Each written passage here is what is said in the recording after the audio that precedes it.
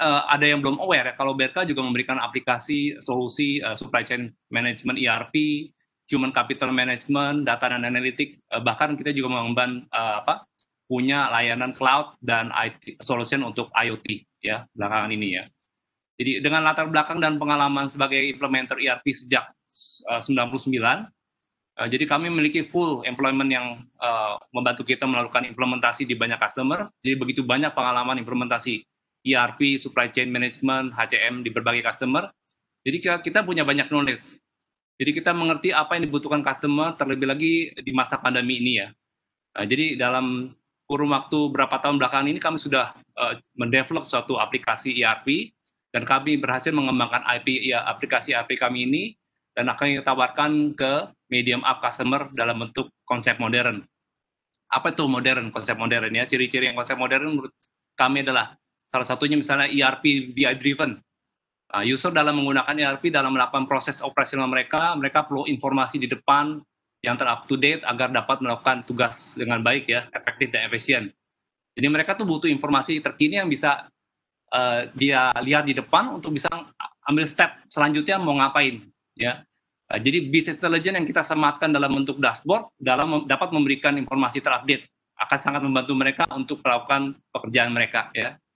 Kemudian juga untuk yang alert system melalui mobile tools ya, user diberikan tools untuk mendapatkan alert untuk proses yang perlu atau segera ditindaklanjuti oleh mereka.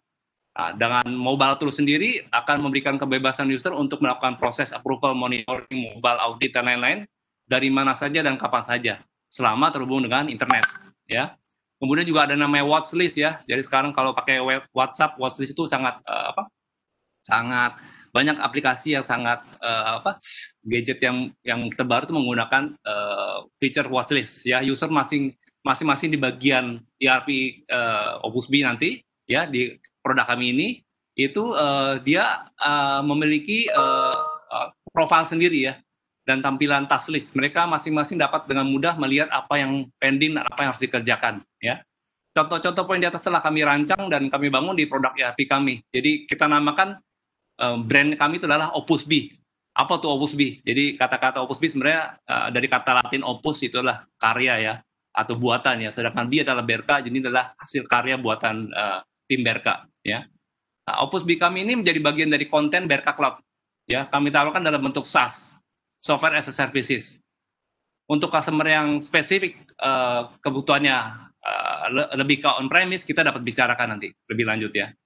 Pengembangan roadmap Opus B sendiri tidak hanya di ERP supply chain ya, tapi nanti akan kita kembangkan juga, kita sudah kembangkan ke warehouse management system, e-proc, nanti juga kita masuk ke rekonsiliasi dan lain-lain. Dan surroundingnya untuk human capital dan lain-lainnya kita juga develop beberapa solusi. Jadi sistemnya modular ya. Untuk webinar kali ini kita lebih fokus di ERP dalam konsep yang modern karena waktunya sangat terbatas ya, cuma 2 jam. Jadi kami nggak mau menyita waktu Bapak dan Ibu terlalu lama. Kami akan melakukan webinar secara kontinu dan terus-menerus ya. Jadi nanti setelah ini kami juga berencana melakukan webinar untuk konten lain dari kita punya cloud ya. Yang terdekat itu di akhir bulan ini kalau nggak salah ya. Kami akan menyelenggarakan webinar mengenai BRK Cloud dan konten lainnya. Nah, konten lain ini cukup menarik nih.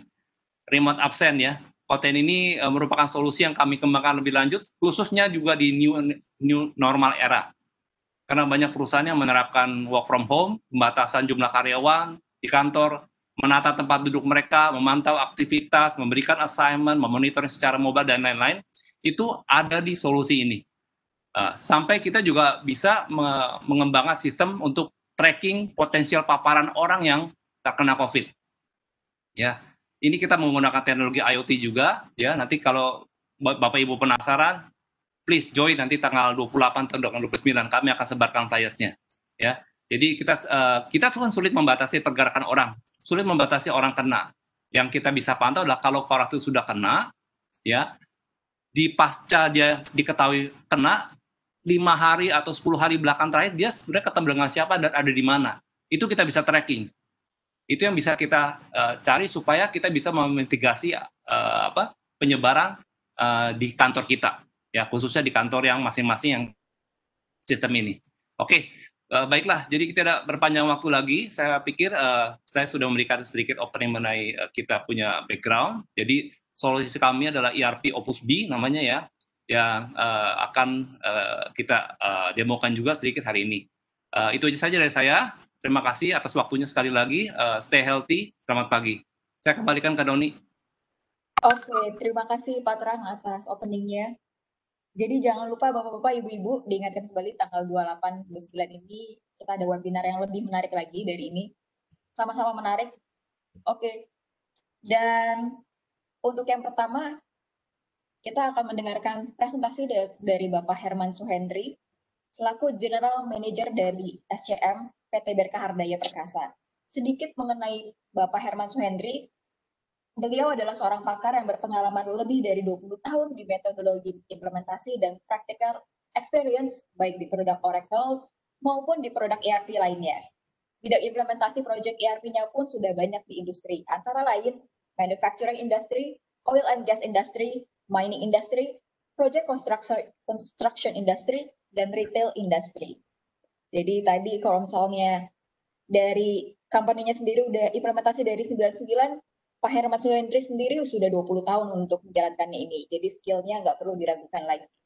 Oke, silakan Pak Herman Suhendri untuk memberikan presentasi. Oke, terima kasih. Sharing dulu.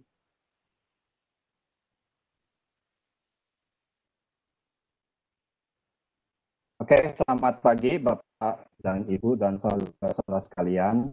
Semoga dalam masa pandemi ini kita selalu diberikan kesehatan dan dapat melakukan aktivitas sehari-hari dengan baik dalam masa new normal ini.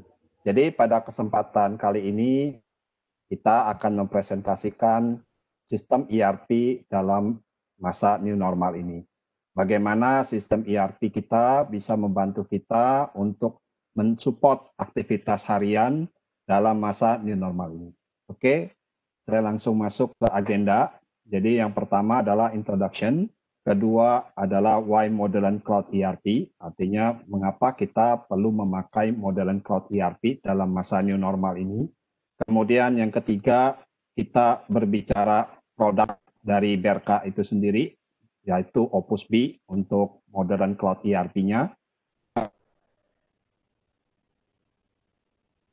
Terakhir Q&A. Oke, kita masuk introduction. Jadi seperti Bapak dan Ibu ketahui bahwa dalam era new normal ini pasti setiap company akan mendapatkan challenge-challenge yang baru, ya. Artinya bahwa company ini kita ada perubahan, ya, dari pola kerja yang biasanya kita work from office, sekarang kita work from home. Dan kita juga tentu saja work style kita agak sedikit bergeser, yang biasanya kita office hour, sekarang kita harus melakukan always on. Artinya always on ini bahwa kita punya kebutuhan untuk mengakses sistem anytime dan anywhere. Artinya kapan saja dan di mana saja. Kita juga perlu meminimize workload, tetapi bisnis tetap berjalan. Kemudian kita juga bagaimana mereduce friksi atau resiko terhadap remote worker dari masing-masing departemen. Dan itu tidak mudah ya. Jadi kalau kita bekerja di suatu perusahaan from office, itu pekerjaan secara operasional akan lebih mudah. Tapi bagaimana kita itu kalau bekerja secara remote. Kemudian juga kita challenge yang baru muncul adalah market pressure. Ya tentu saja dengan adanya masa PSBB ini semua aktivitas terbatasi akan berimpact terhadap revenue perusahaan. Kemudian juga bagaimana hubungan kita dengan supplier dan customer. Itu tentu saja kita juga mendapati masalah baru karena kita tidak work from office tapi work from home, di mana kita juga perlu mengimprove hubungan dengan supplier maupun customer. Dengan tersebut, maka company punya strategi ya dalam masa new normal ini. Ya, yang berhubungan dengan ERP, salah satunya yaitu mungkin di short term, tentu saja kalau short term kita tentu harus men-secure bahwa karyawan kita itu safe, artinya sehat, bebas dari COVID. Ya. Kemudian kita build company policy untuk adopt new normal working style, ya. Kemudian dari sisi midterms tentu saja kita perlu adanya teknologi yang bisa bantu dalam hal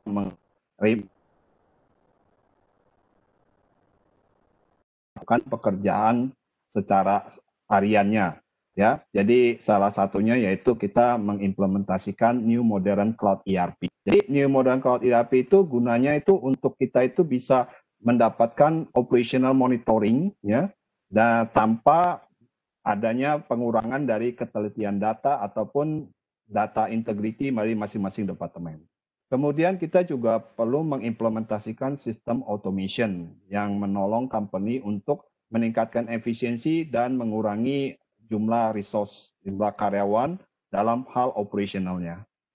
Kemudian dari sisi long term-nya tentu saja kita bicara bagaimana kita mengenablekan external collaboration antara supplier dan customer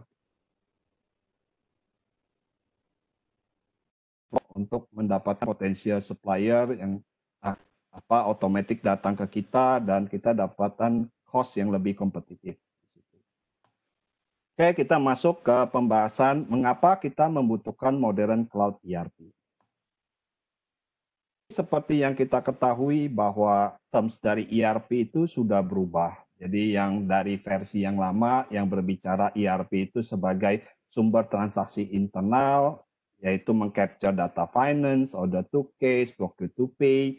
Nah, sekarang sudah berubah paradigmanya. Jadi ERP itu harus bisa mensupport ekosistemnya, yaitu mensupport advanced teknologi yang katakanlah AI and artificial intelligence, IoT, kolaboratif, ya, dan business intelligence.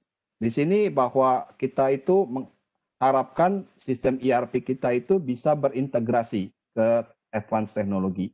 Artinya dia dalam ekosistemnya bisa mensupport perkembangan kemajuan teknologi sekarang ini. Kemudian apa sih yang kita ekosistem dari ERP? Jadi ERP sendiri kita tahu bahwa sistem yang terintegrasi untuk mengcapture data dari perencanaan, pembelian, produksi, penjualan, di mana ERP tersebut akan di-entry oleh masing-masing departemen. Ya. Kemudian kita juga tahu bahwa ERP itu sendiri juga kita bisa advance, bisa enhance untuk bisa berkolaborasi dengan customer. Kemudian kita juga bisa kolaborasi dengan supplier. Di mana kita juga dari sisi transaksi ERP sendiri kita bisa memproduce yang namanya operational dashboard untuk monitoring. Dan kesemua sistem ERP itu membutuhkan, yaitu kita berbicara server, database, middleware, dan application.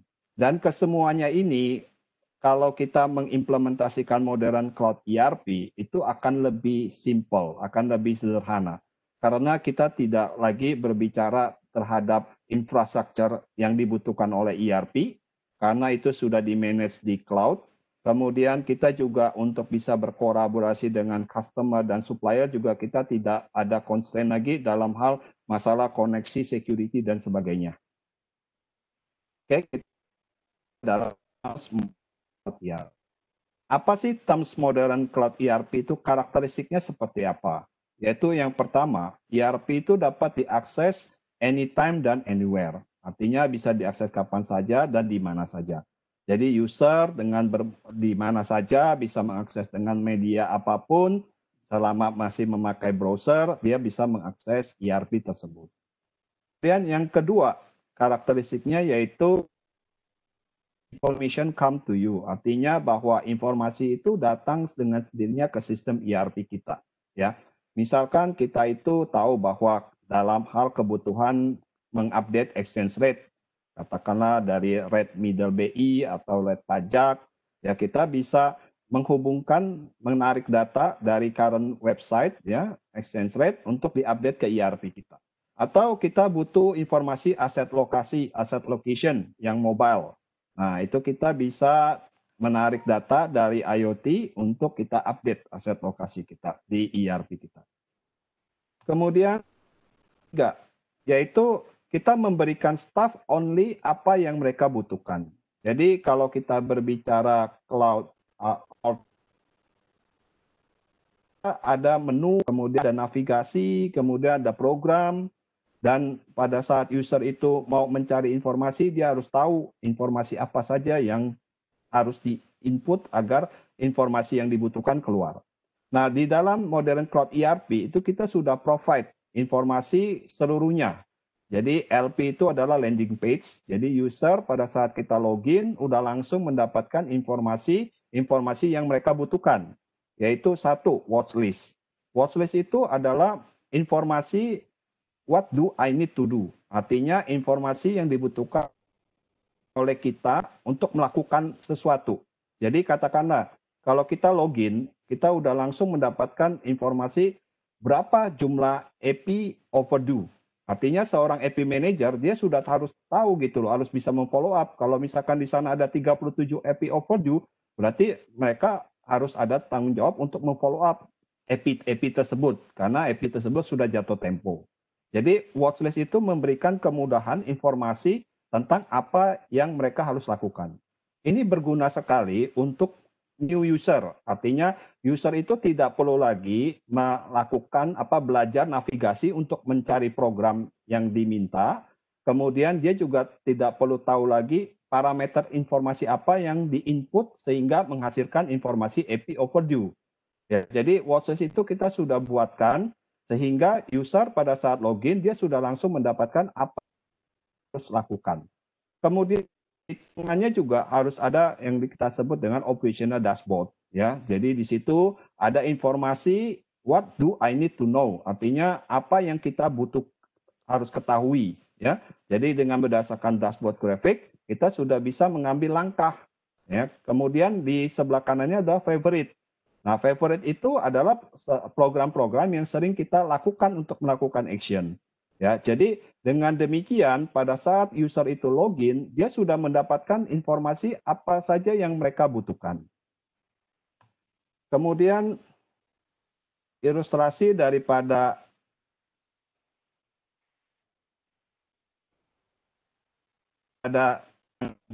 poin 3 adalah kalau kita biasa di ERP, kita ada melakukan 5 steps, ya. Login ERP, kita klik main menu sampai dapat program yang dituju, kemudian kita buka programnya, kemudian kita masukkan informasi, kemudian kita lakukan action. Nah, di modern cloud ERP kita hanya 3. Jadi kita login, kita langsung melihat adanya watchlist, kemudian kita lakukan action. Jadi berdasarkan watchlist ini kita tinggal klik saja informasi EP overdue 11. Maka kita tinggal klik button EP overdue, maka kita akan dibawa ke screen untuk yang menampilkan 11 record EP tersebut. Sehingga kita bisa melakukan action terhadap itu. Kemudian yang keempat, karakteristik dari modern cloud ERP adalah kita diberikan cara yang lebih baik untuk mereduce risk. Ya.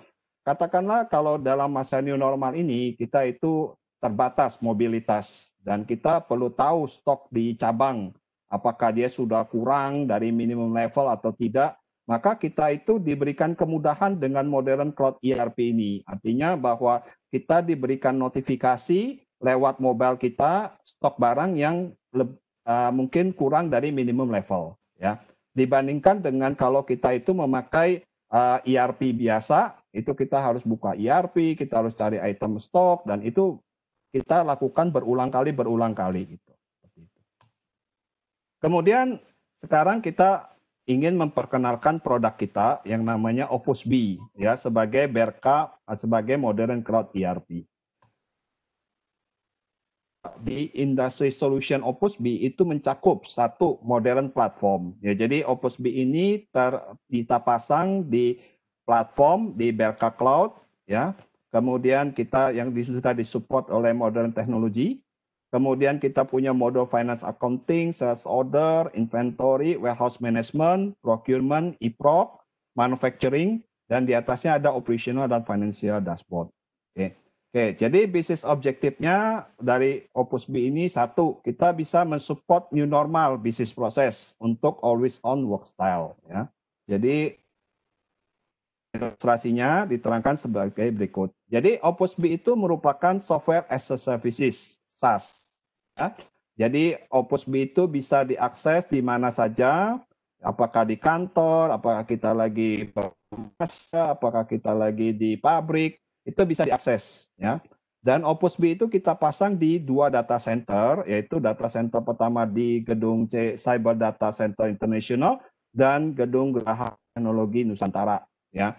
Jadi sehingga Opus B ini kita bisa buka akses 24/7 yang bisa diakses dari mana saja, kapan saja. Kemudian kita juga di sini Opus B juga ada 2 lokasi yang memungkinkan kita untuk melakukan disaster recovery, ya. Kemudian multi layer cloud security, ya. Jadi di sini kita bisa protect security dari sisi aplikasi sampai ke fisik. Kemudian multi connection choice dari public IP atau dedicated connection. Kemudian kita juga bisa memprovide watchlist ya sebagai alert tools ya, sehingga pada saat user login kita sudah tidak usah lagi mengklik lagi navigasi program-programnya, kita sudah bisa provide watchlist yang dibutuhkan untuk melakukan action ya. Jadi ini berguna sekali untuk user yang baru atau user yang lama dalam hal mengefektifkan user experience kita. Kemudian juga punya native mobile application yang membantu kita itu dalam hal mendapat alert, notifikasi, atau melakukan approval atau melakukan action melalui program dari Opus B Mobile. Ya. Kemudian untuk kedua, bisnis objektifnya itu bahwa kita mendrive productivity dan operational monitoring. Ya. Jadi kita bisa memonitor operational lewat operational dashboard. Ya, dari data-data yang di-entry di masing-masing departemen. Jadi seperti kita ketahui bahwa feature function dari Opus B di Modern Cloud ERP itu kita memiliki modul financial dari GL, AP, AR, fixed asset, budget, dan Indonesian tax. Kemudian dari procurement kita punya requisition, quotes, e-proc, procure, purchase order, receiving, invoicing, payment, management, kita punya booking, inbound, outbound, billing, report, inventory management. Kemudian dari order to cash, kita punya quote, sales order, pick slip, shipment, invoice, receipt. Kemudian kita juga punya reporting tools, yaitu standard report, ad hoc report, watch list, dashboard, financial statement, dan mobile. Ini salah satu contoh tampilan dari operational dashboard kita. Jadi pada saat login itu kita sudah langsung disuguhkan tentang operational dashboard kita, misalkan top 10 selling, top 10 product movement, kemudian di sebelah kanan kita adalah financial dashboard yang kita bisa lihat performance finansialnya. Yang ketiga, ya bisnis objektifnya itu kita bisa memaksimalkan teknologi ya untuk bisa melayani bisnis proses dan number of resource ya dalam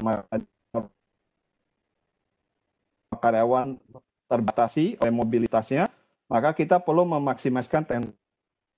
Yaitu salah satunya yaitu kita coba dengan kios ya. Jadi Opus B punya solusi kios, kemudian di mobile apps ya, kemudian di IoT dan di RPA. Jadi dengan menggunakan teknologi seperti ini kita mungkin bisa mengadvanskan ERP kita ya, sehingga ERP kita itu lebih slim ya.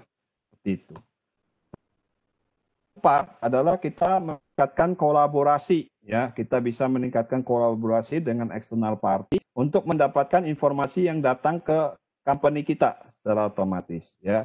Jadi kita tahu bahwa Opus B itu sebagai ERP kemudian memiliki modul yang terintegrasi dengan customer lewat customer self-service dan terintegrasi dengan vendor lewat modul e-proc.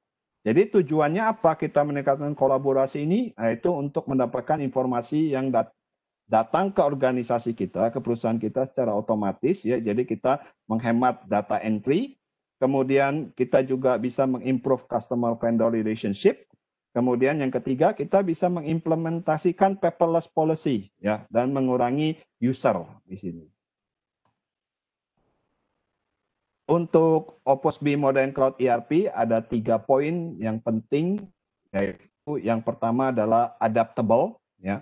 Jadi bahwa Opus B ini kita develop berdasarkan experience kita, pengalaman kita dalam hal implementasi ERP dari produk, ya. Jadi kita adopt feature-feature yang bagusnya, kemudian kita masukkan ke dalam modern cloud ERP kita.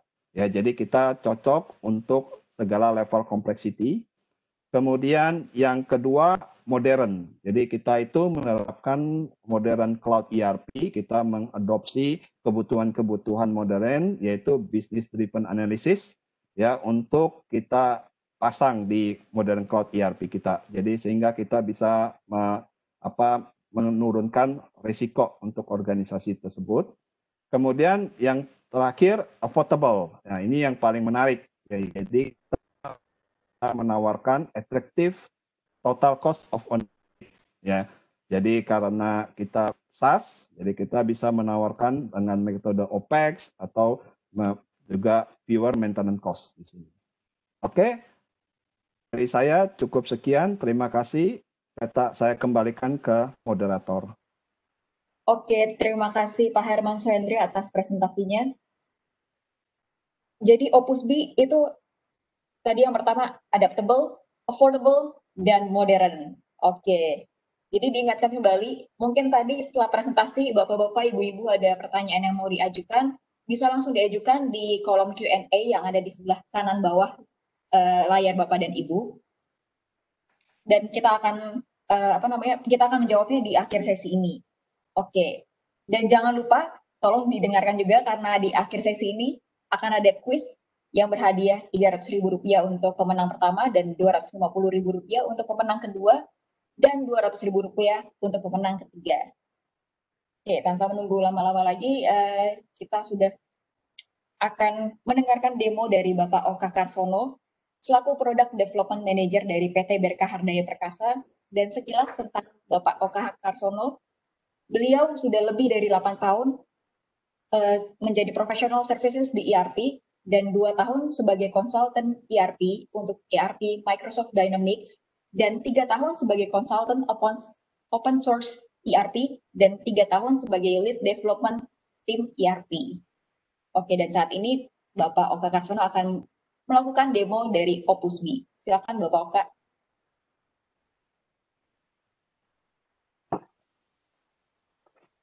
Oke, terima kasih atas kesempatannya. Oke, kita mulai aja ya untuk demonya. Saya coba tampilkan. Nah, yang perlu saya jelaskan dulu untuk aplikasi Opus B ini adalah aplikasi yang berbasis web ya. Jadi, kita hanya memerlukan browser untuk mengaksesnya. Jadi, saya sudah membuka browser menggunakan Google Chrome di sini.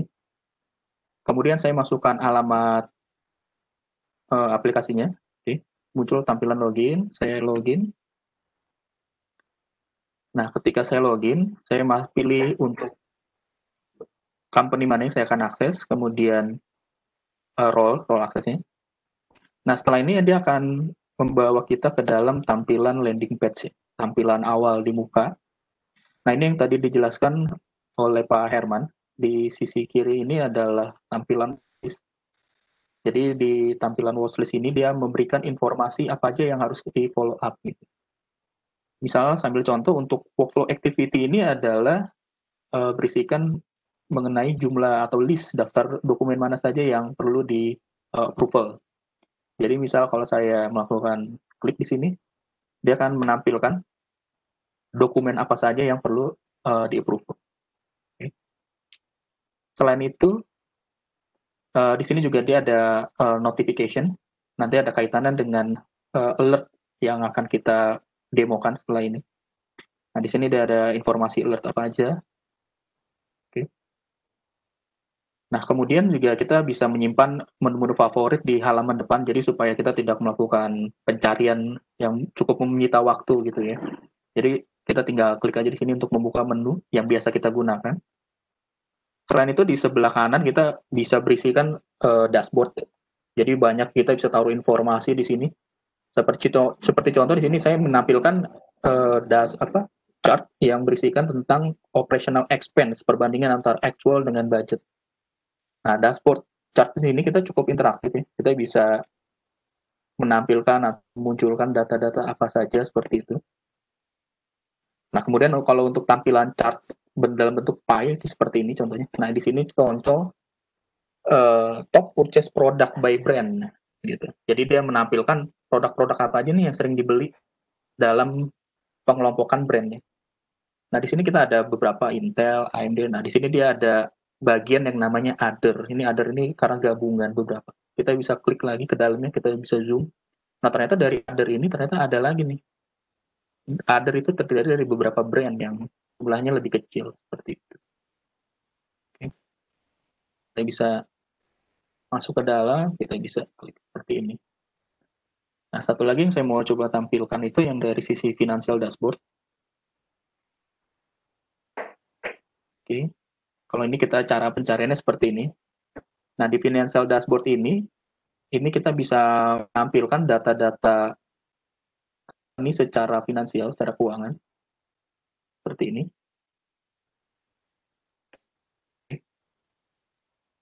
Nah, ini saya menampilkan data-data keuangan untuk semua company ya. Jadi sebenarnya di dalam data demo ini saya mempunyai beberapa cabang, jadi saya bisa ngefilter juga.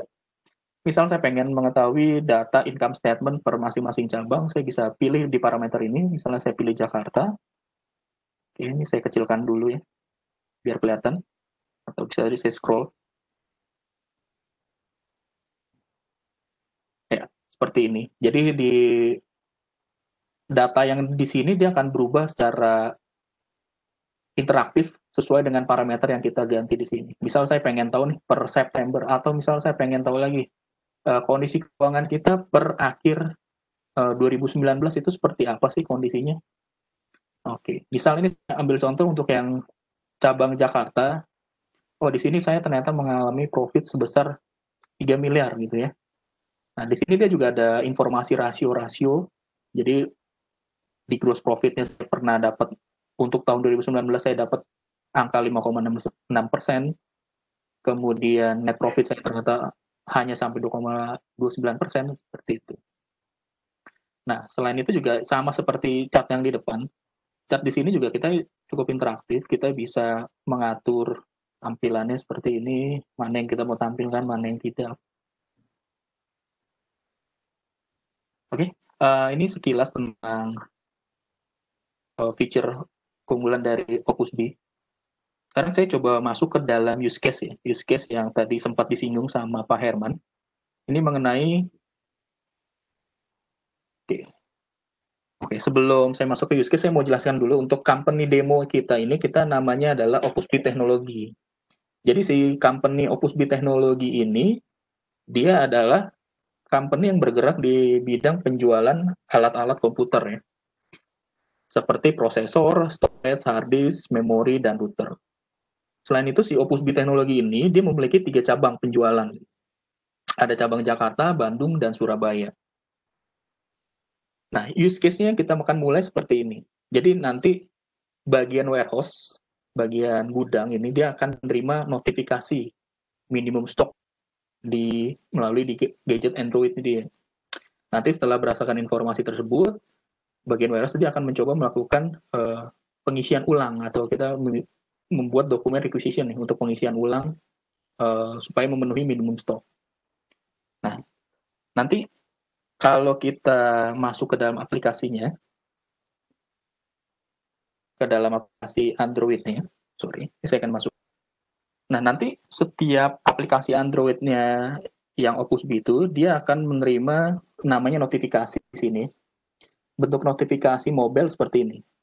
Jadi di HP saya ini dia berisi beberapa notifikasi ya, kayak incoming material receipt, jadi daftar material receipt yang akan diterima untuk hari itu. Kemudian ada mungkin list customer overdue, ini bisa berguna buat ke bagian collection ya, buat melakukan reminder penagihan. Nah, setelah itu kita yang kasus yang berikut ini adalah product below minimum stock ya. Jadi nanti si usernya tersebut tinggal tap ke si notifikasi ini, kemudian kita masuk ke dalam sini. Nah, dia akan melakukan redirect ke dalam aplikasi itu sendiri. Nah, ini tampilan mobile aplikasi untuk Opus B. Nah, di sini kita ada bagian yang namanya alert. Oke. Di bagian alert ini juga berisi nih alert-alert yang tadi kita masuk ya. Nah, contoh saya tadi kasusnya adalah produk di stok. Saya tinggal tap di bagian paperclip di sini. Oke. Nah, dia akan membuka datanya tersebut menggunakan Excel atau sejenisnya lah ya. Nah, informasi produk-produk yang berada di minimum stok untuk gudang Jakarta ya. Untuk gudang Jakarta dikasih tahu minimum stoknya untuk produk ini sekian. Oke, nah quantity on hand-nya dia sekian, ada difference sekian. Seperti itu. Nah, ini untuk di aplikasi handphone. Nah, kemudian nanti si orang gudang, si orang warehouse, dia akan mencoba masuk ke dalam aplikasi. Oke. Ini saya coba logout. Saya akan login sebagai user gudang, user warehouse di sini. Oke, saya akan login menggunakan user warehouse. Jadi informasi yang diterima di mobile application itu dia sebagai trigger pengingat supaya dia harus melakukan ada yang dia lakukan untuk perusahaan ini di company ini ya. Nah, tapi tetap kita melakukannya di web apps ini di aplikasi ini. Nah, ini tampilan landing page untuk si bagian warehouse. Nah, notifikasi yang tadi kita terima di handphone itu sebenarnya di aplikasi ini juga sudah ada di bagian watchlist di sini. Jadi cukup dia membuka watchlist yang notice ini. Oke.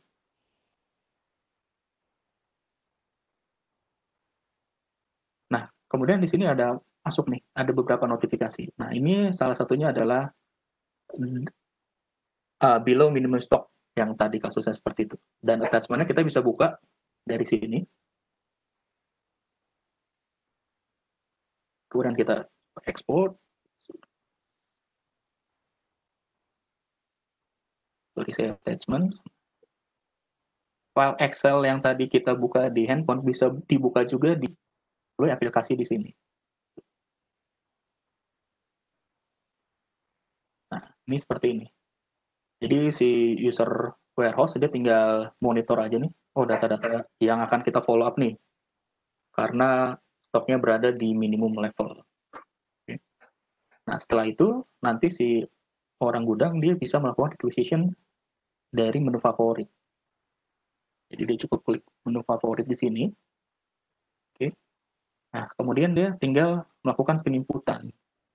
Seperti tanggal pembuatannya dia tanggal sekarang, misalnya tanggal 1 September. Ini kasusnya. Kemudian tanggal dibutuhkan produknya kapan. Setelah itu dia masuk ke bagian line di sini.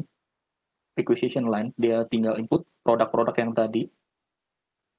Apakah dia mau fulfill semua untuk memenuhi standar level atau lebih. Nah, itu tergantung kebijakannya nanti. Nah, saya close dulu. Oke, setelah dia sudah melakukan penginputan untuk requisition, ya tinggal proses berikutnya dia komplit dokumen. Ini dari sisi orang gudang ya. Jadi tugas dia itu sudah cukup mengontrol, oh minimum stok saya sekian nih. Ternyata ada yang sudah melewati. Berarti saya harus melakukan permintaan pengisian lagi. Oke. Nah, selanjutnya proses berikutnya itu adalah dari proses pengisian requisition ini nanti akan diterima dilanjuti oleh bagian purchasing. Nah, nanti sebagian purchasing dia akan monitoring nih. Dia akan memonitoring requisition apa saja yang masih outstanding dan dia harus follow up. Seperti itu. Nah, setelah dia kontrol, dia monitoring dan dia melakukan namanya proses untuk mengenerate requisition itu menjadi PO, purchase order. Seperti itu. Nah, prosesnya seperti apa gitu di Focus B. Saya akan coba login sebagai orang purchasing di sini.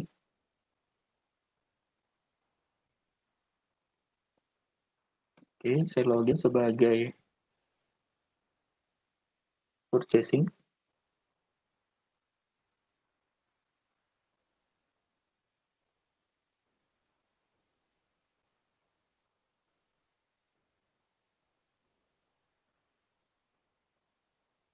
Oke. Nah ini ya karena dia beda user ya, tampilan landing page-nya juga berbeda informasi yang diberikan. Untuk kasus yang si bagian purchasing ini adalah dia memberikan informasi top purchase product by brand. Kalau yang sebelumnya si bagian warehouse dia akan memberikan informasi top kondisi inventory secara keseluruhan seperti itu. Nah di sini juga dia ada watchlist yang berbeda juga tentunya. Nah dalam kasus dia sebagai orang purchasing tadi, dia dapat reminder nih, ada 11 outstanding requisition. Berarti ada 11 requisition yang belum diselesaikan atau belum di follow up. Seperti itu. Nah, ini kita bisa masuk juga, kita klik di bagian outstanding requisition. Nah, di sini dia muncul ya. Ada 11 record di sini. Berarti ada 11 record nih yang harus dia follow up. Nah, gimana cara dia follow up-nya seperti itu ya? Nah, kita udah sediakan juga menu buat monitoring kebutuhan si bagian purchasing supaya dia bisa memantau nih requisition mana aja sih yang saya harus follow up. Seperti itu. Nah, di sini kita sudah ada datanya nih, data requisition per produk ini nih yang masih open, berarti si requisition ini belum dikonversikan menjadi purchase order seperti itu ya. Nah, langkah berikutnya adalah dia cukup klik di sini misalnya, oh requisition yang tadi saya buat di 9014 ini, saya akan konversikan itu menjadi purchase order. Ini saya pilih di sini. Kemudian saya cek apakah saya mau mengkonversi semuanya, quantity requisition itu menjadi PO. Oke. Ini saya sudah asumsikan ya, saya pilih semua nih, saya isi semua, dia akan konversi menjadi PO. Oke, klik. Nah, prosesnya tinggal kita generate di sini. Nah, setelah kita generate, dia muncul beberapa parameter yang harus diisi tentunya. Seperti ya, tipe dokumennya apa, kemudian ini kita mau beli di mana nih, bisnis partner ya. Oke. Kita pilih vendornya. Setelah itu nanti barang ini dia akan diterima di gudang mana. Oke. Kemudian tanggal ordernya, ya kebetulan tanggal sekarang. Kemudian price list. Kita masukkan price list kalau ada. Kemudian dia kalau ada payment term untuk si vendor tersebut. Oke. Kita tentukan payment term-nya.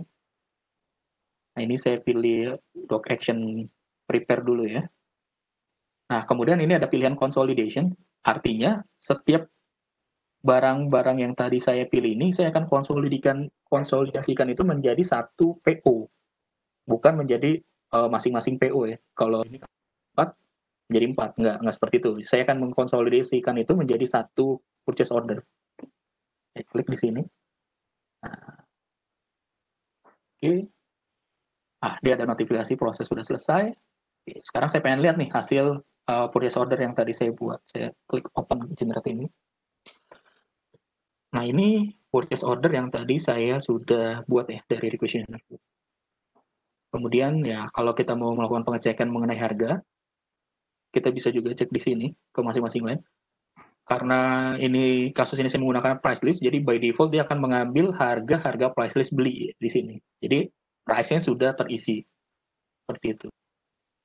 Kemudian kita cek juga untuk tampilan cetakannya di sini.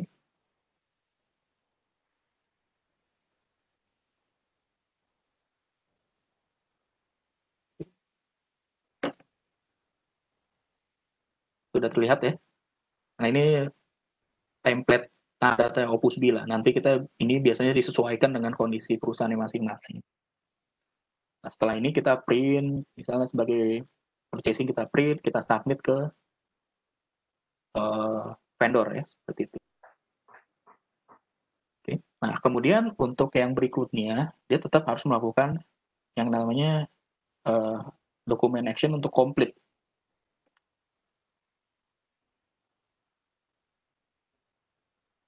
Oke, statusnya belum berubah nih, masih in progress. Kenapa? Kita cek di sini ya.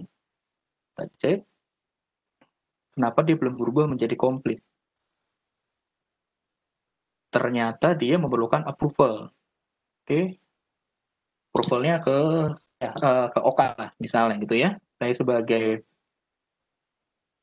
purchase manager di sini. Nah, nanti si OK itu dia akan menerima notifikasi melalui apps di sini. Oke.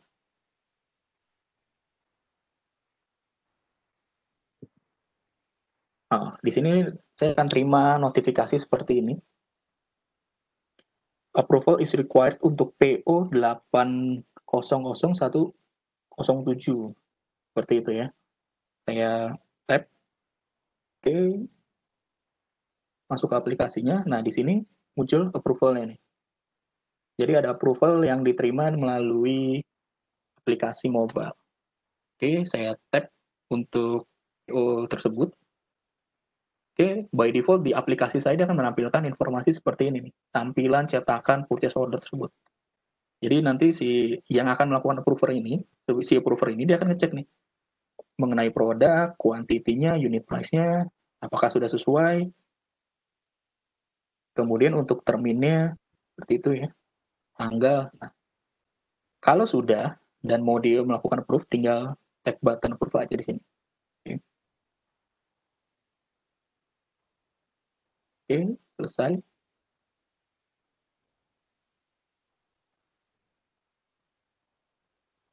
Nah, kita balik lagi ke dokumen yang tadi. Oke. Saya balik lagi ke dokumen PO ini. Nah, di dokumen PO ini ternyata sudah di-approve. Kita lihat statusnya sudah menjadi komplit. Berarti prosesnya bagian purchasing sudah selesai. Dia sudah menjalankan proses mengkonversi requisition menjadi PO, dan PO itu sudah di-print, kemudian disubmit ke vendor.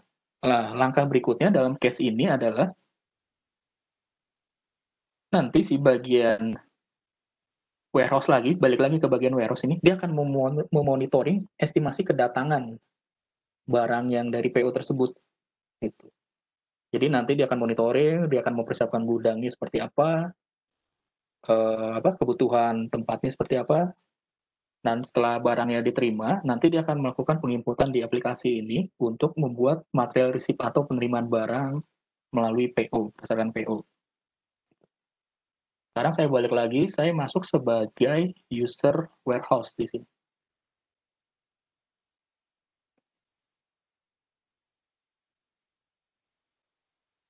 Oke. Saya masuk sebagai user warehouse.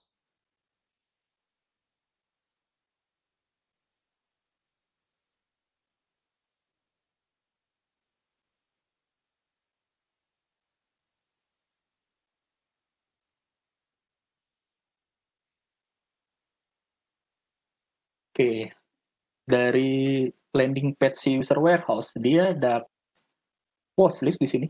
Ada 6 open purchase order. Oke. Ini salah satunya yang tadi kita buat.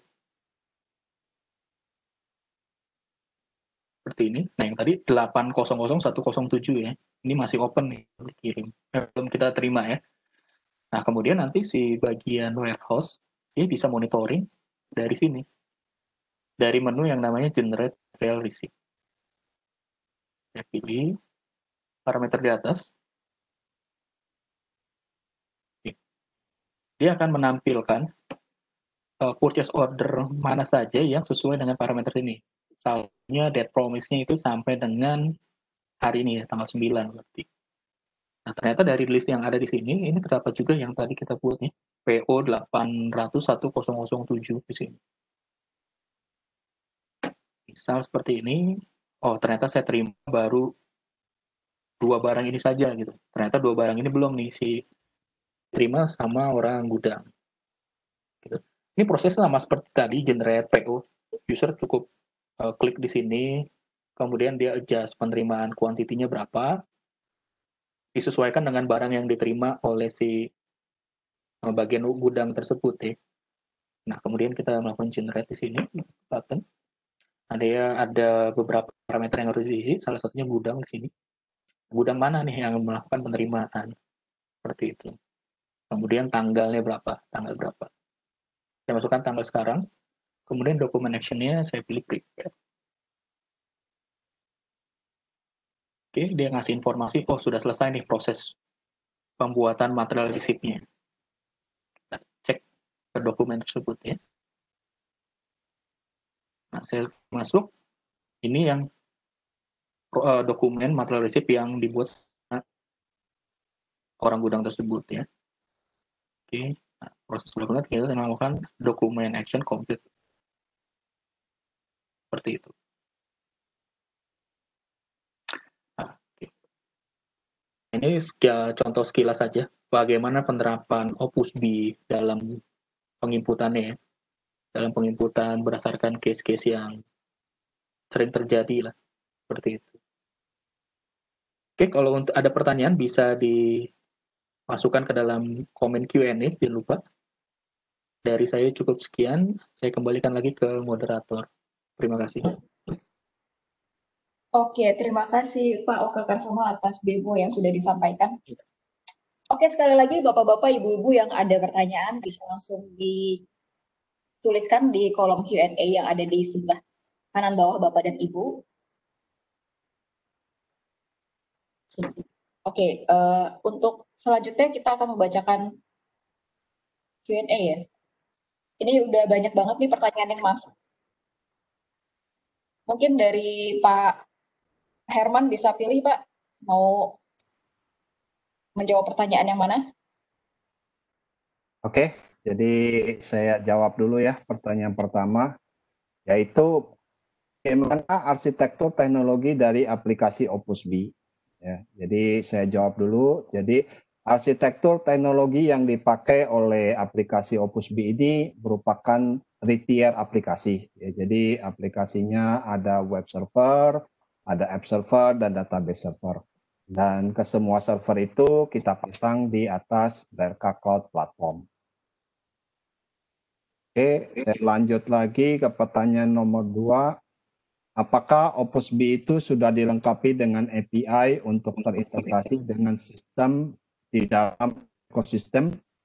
Nah, kita sudah mendevelop beberapa API ya untuk katakanlah kalau kita mau lakukan receiving, mau melakukan shipment, mau melakukan stock opnam, itu kita sudah develop API-nya dan bisa dipakai. Dan by the way, teknologi API yang kita pakai adalah REST API. Oke, kemudian lanjut lagi pertanyaan berikutnya. Bagaimana skema pricing dari aplikasi Opus B? Mungkin dari tim komersial bisa menjawab. Oke, ini mungkin saya bisa bantu jawab, Herman. Jadi kita develop Opus B ini dengan solusi dalam bentuk SaaS ya, Software as a Services ya. Jadi nanti memang kita hitungnya based number of user dengan minimum user ya, dengan jumlah modul juga yang akan diimplementasikan ya. Mungkin saya nggak bisa langsung kasih informasi langsung harganya. Kalau memang nanti ada yang membutuhkan informasi ini, dengan senang sekali kita bisa memberikan quotation atau paling nggak kita assess dulu requirement seperti apa, sehingga nanti kita bisa memberikan gambaran tepat mengenai harganya. Yang pasti harganya sangat menarik ya. Untuk karena memang ini kita produk dalam masa promo juga, kita akan memberikan harga khusus untuk 5 customer pertama ya, 5 customer kita memberikan harga khusus. Jadi nanti bisa menghubungi contact person, mungkin diperbesar sedikit Rika, ada di bawah ini contact person yang bisa dikontak untuk bisa dimintai penawaran. Tolong Rika bisa. Oke. Di sini ada beberapa orang yang bisa Anda hubungi, mungkin dibuat slide, diperbesar.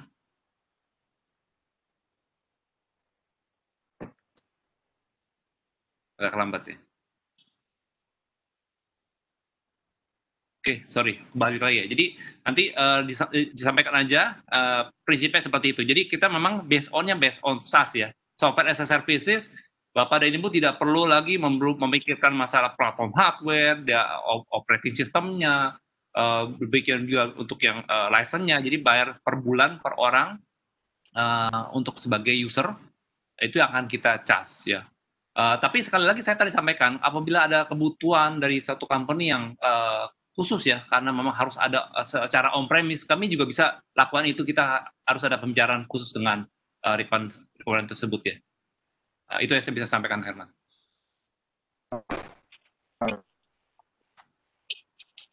Terus tunggu sebentar ini, apakah pricing-nya berdasarkan company dan organization? Iya, per organisasi ya.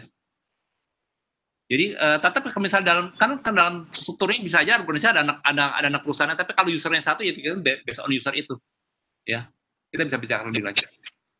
Terus next. Oke, untuk next-nya ini ada yang bertanya tentang keamanan dari USB itu sendiri. Bisa tolong dijelaskan mungkin Pak Herman atau Pak Oka? Ya Pak Oka. Ya. Untuk keamanan database sendiri, kita sekarang ini kita menggunakan data center BRK, ya, kebetulan itu. Untuk security-nya kita sudah terjamin, kita sudah masuk tier 3.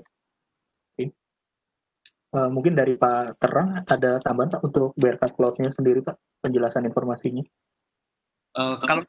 Kalau dari BRK Cloud-nya sudah pasti, karena kita ada beberapa customer besar yang riset di sana, ada Danamon, ada saya bisa berapa ya, ada apa lagi besar, Danamon, ISS, ada Donggi, itu yang besar ya.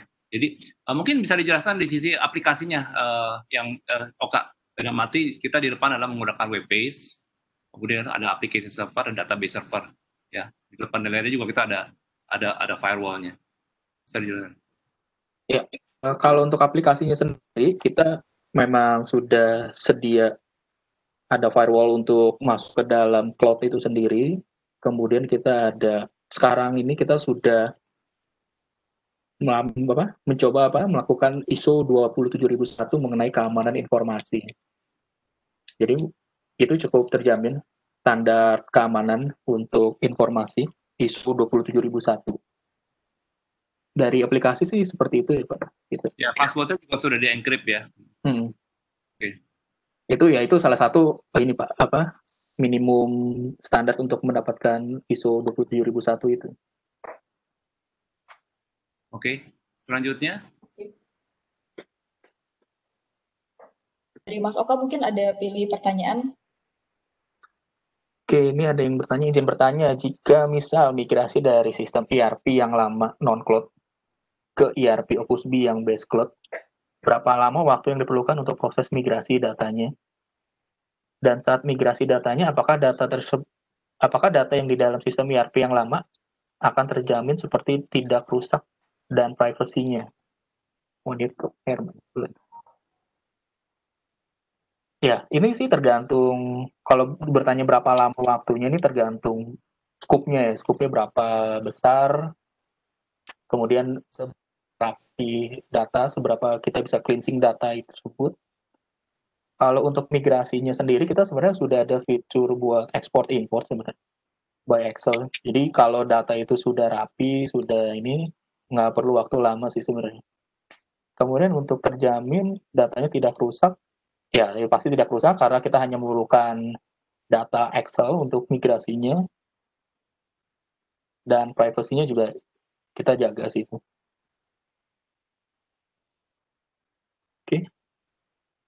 Oke. Ada lagi pertanyaan yang mau dijawab dulu?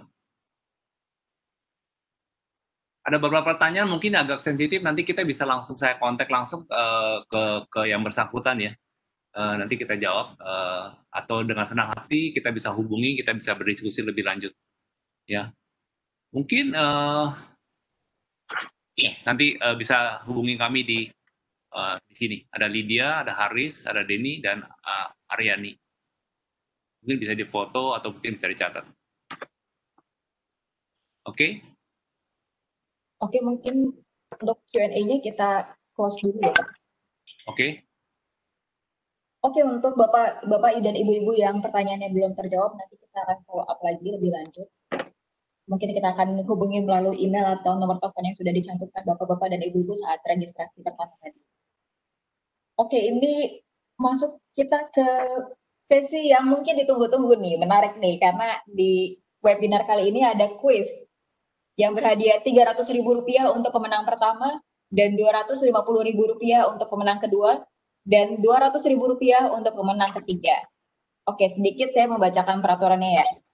Yang pertama, pertanyaan ini sangat sedikit, cuma 5 aja kok. Tapi Bapak-bapak dan Ibu-ibu harus cepat kecepatan menjawabnya. Dan yang syarat kedua, harus pakai email company yang diregistrasi tadi.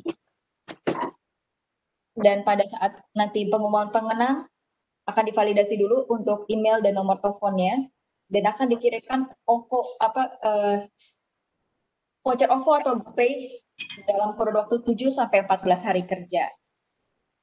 Dan untuk kuisnya ini akan menggunakan Mentimeter, yaitu ini ada website-nya di www.menti.com. Udah ada di chat untuk kode sama ini.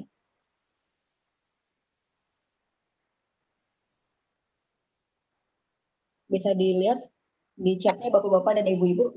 Bisa diklik langsung linknya di www.menti.com, kemudian masukkan kodenya 7826458.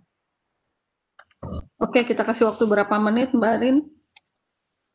Kita tunggu 1 menit lagi kali ya. Baik. Oke, saat ini masih ada sekitar 28 orang yang sudah join. Wah, udah cepet banget nih. Itu bisa karena mungkin butuh waktu. Tunggu aja sebentar. Oke, sangat menarik. Hadiahnya ada Rp300.000 untuk pemenang pertama dan Rp250.000 untuk pemenang kedua, dan kemudian untuk pemenang ketiga ada Rp200.000.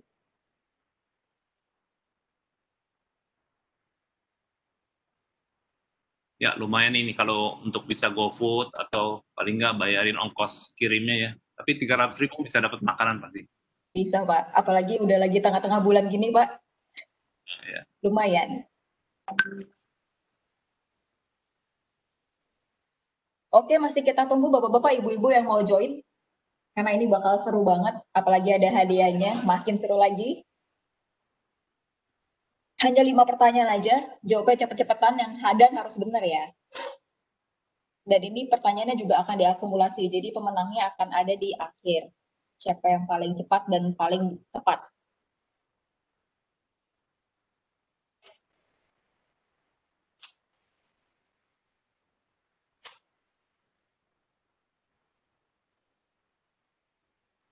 Oke.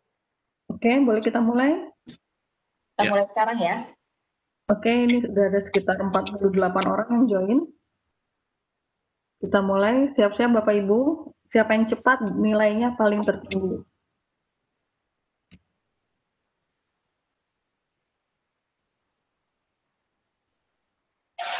Oke, pertanyaan-pertanyaan. Apakah nama produk modern Cloud ERP yang didevelop oleh BRK? A. Cloud ERP, B. Opus B ERP, atau C. SaaS ERP? Waktunya 5 detik lagi untuk menjawab. 3, 2, 1. Oke, time's up. Ya betul, adalah Opus B ERP. Oh, masih ada yang salah ya ternyata. Oke, kita lihat siapa nih yang tercepat dan tertepat.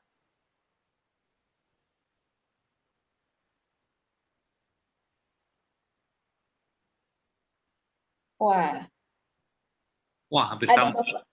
Nanti kita tentukan kalau kita di dalam. Pasti Iya. ada masalah detik-detiknya. Nanti kita bisa lihat. Nanti ini otomatis akan terlihat siapa yang tercepat. Ya, oke. Sementara ini nanti kita... Masih pertanyaan pertama. Masih ada 4 pertanyaan lagi. Oke, pertanyaan selanjutnya. Pertanyaan nomor 2. Apakah karakteristik fitur yang dimiliki oleh modern cloud ERP? Oke, A. ERP dapat diakses kapan dan di mana saja. B. ERP dapat memberikan informasi langsung kepada user, atau C. Kedua-duanya. Oke, silakan dijawab Bapak-Bapak dan Ibu-Ibu.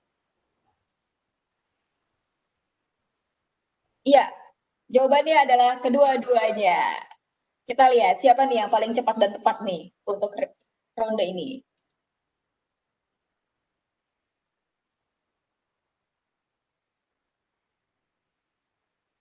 Wah, jawabannya tipis-tipis ya. Oke, Bapak Budi Hermawan untuk tercepat di ronde ini. Untuk pertanyaan ketiga, ayo Bapak-Bapak, Ibu-Ibu semangat. Ini pertanyaan ketiga. Di manakah letak data center dari aplikasi modern cloud ERP BRK? A. Gedung CDCI, atau B. Gedung Telkom Sigma, atau C. Gedung BRK?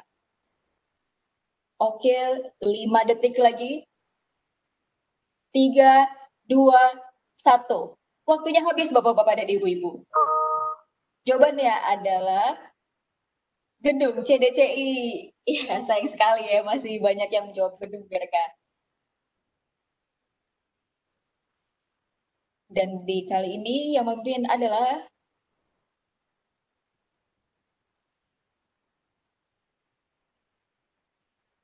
Bapak Marco ya.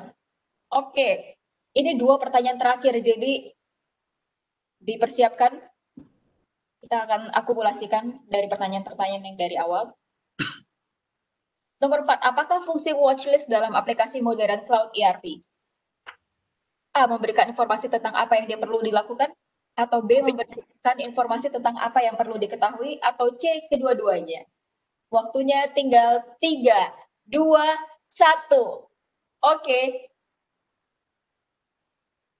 Wah, banyak yang menjawab kedua-duanya. Yang benar adalah memberikan informasi tentang apa yang perlu dilakukan.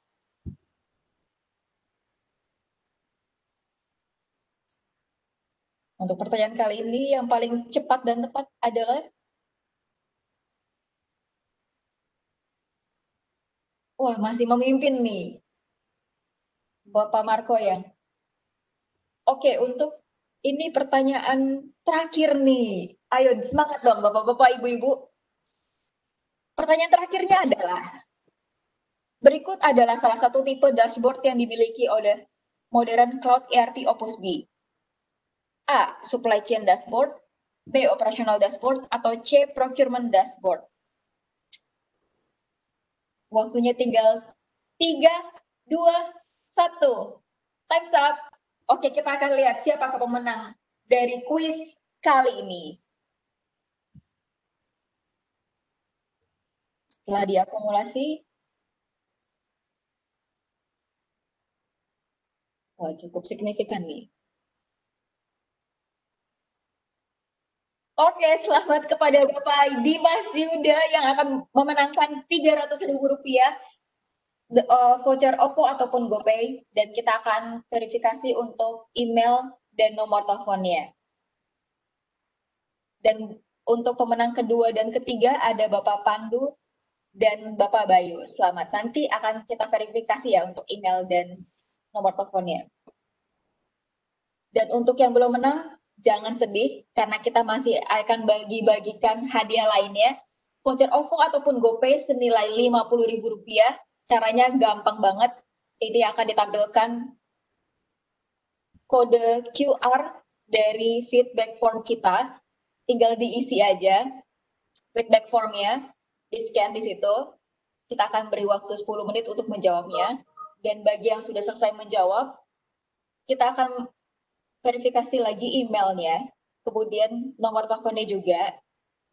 Jadi nanti kemudian dalam waktu 7-14 hari kerja akan dikirimkan voucher senilai Rp50.000 ke nomor Bapak dan Ibu yang mengisi feedback form ya pastinya. Kita beri waktu untuk 10 menit. Tolong QR feedback formnya dikeluarkan. Ya. Mungkin ada yang... Saya taruh link juga di chat, Bapak Ibu. Di chatting ada ya? Ya. Oke, di chatting tolong. Sebentar. Oke, sudah feedback form chatting ya. Mungkin ya. Untuk link ada di chat box.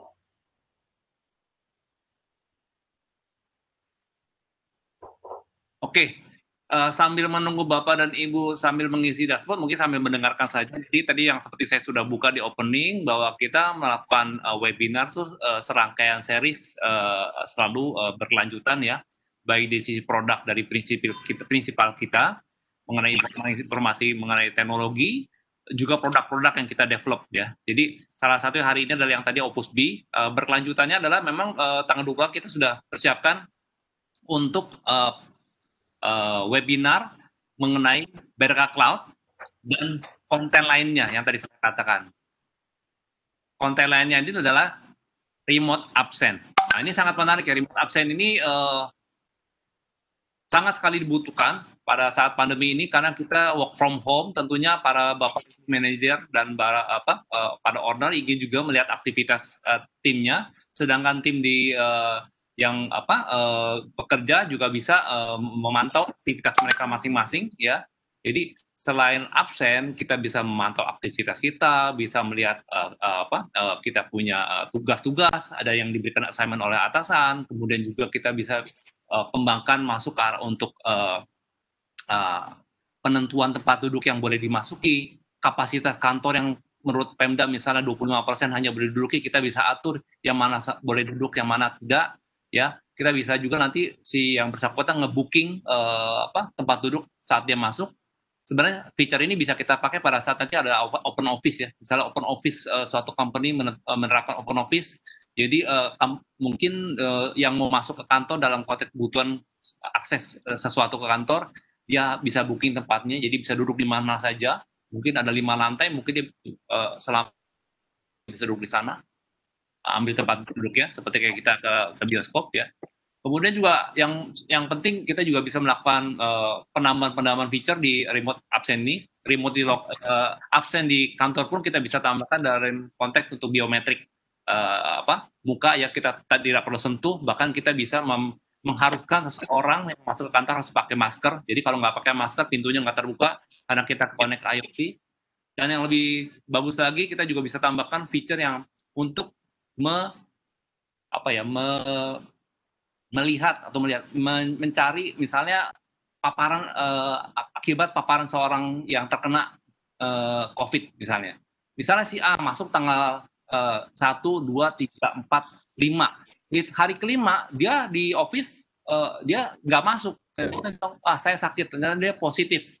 Nah di tanggal 1 sampai tanggal 5 dia tuh kan nggak akan lupa gitu. Dia sempat kemana saja. Ke lokasi mana saja, ke lantai 5, ke purchasing, ke HRD, atau ke kantin, atau kemana, mungkin dia lupa.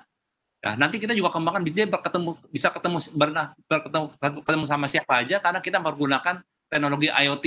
Nah, seperti apa teknologi itu? Nah, coba Bapak ikut nanti di tanggal 28, itu sangat menarik ya. Dan selain itu, untuk remote absen ini juga bisa dikembangkan untuk mengupload data yang didapatkan pada saat seorang melakukan tugas di satu tempat, data itu belum sampai ke kantor fisiknya, tapi dia sudah bisa foto atau dia bisa scan. Sebelum fisiknya nyampe, data sudah nyampe ke sistem. Seperti itu banyak hal yang kita bisa kembangkan, ya, untuk survei, untuk dan lain-lainnya, ya. Jadi tolong pastikan Bapak Ibu punya waktu nanti tanggal 28 ikuti webinar kita selanjutnya. Mungkin yang dari sisi form feedback sudah cukup.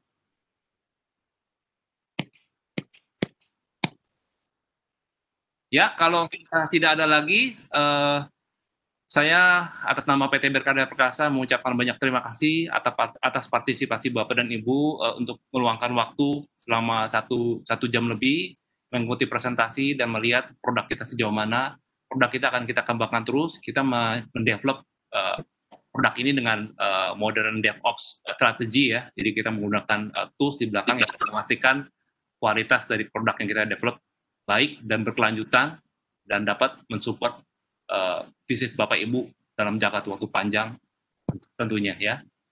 Sekali lagi saya ucapkan terima kasih. Kalau sudah tidak ada, saya sudahi acara webinar ini.